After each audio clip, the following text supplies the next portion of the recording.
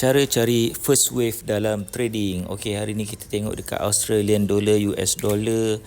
Macam biasa, first kali korang kena set up dekat function ni, tekan saja moving average, pilih period 20 dan tengok time frame H1.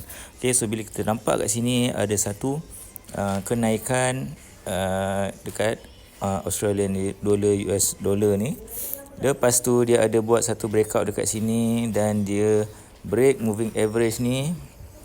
Lepas tu dia ada buat satu lagi correction. So dekat correction ni sepatutnya korang boleh sell. Lepas tu price tu mantul semula ke bawah dan sekarang ni dia ada buat satu lagi breakout dekat area sini. Okay, price tu dah break moving average ni dan dia tengah buat correction. So dalam keadaan macam ni korang boleh plan untuk buy currency Australian dollar, US dollar. Macam biasa korang tengok dekat level previous low dekat sini.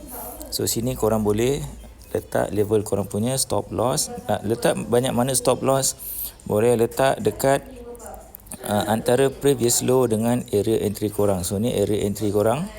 Okay, so area korang layer boleh letak dekat previous low ataupun antara tengah-tengah dengan area entry korang. Lepas tu tengok dekat previous high. Macam biasa ni adalah previous high dan korang set take profit dekat level lagi tinggi daripada previous high. Sini level take profit korang. Okey, ataupun korang boleh tengok belah kiri ni ada satu pucuk sini pun boleh jadi level take profit, boleh naik tinggi sikit. Okey, kalau nak lagi senang nak cecah take profit, korang letak dekat luar zone yang korang expect dia akan bergerak lah.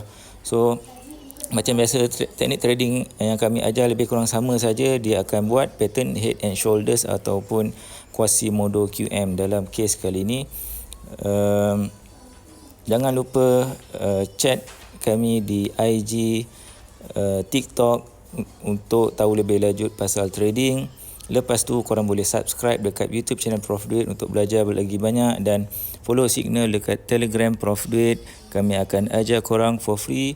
Jumpa lagi dalam video akan datang. Chat saja screenshot masalah-masalah korang. Kami akan bantu korang untuk settlekan akaun korang ataupun beri korang signal dalam trading. Jumpa lagi dalam video akan datang.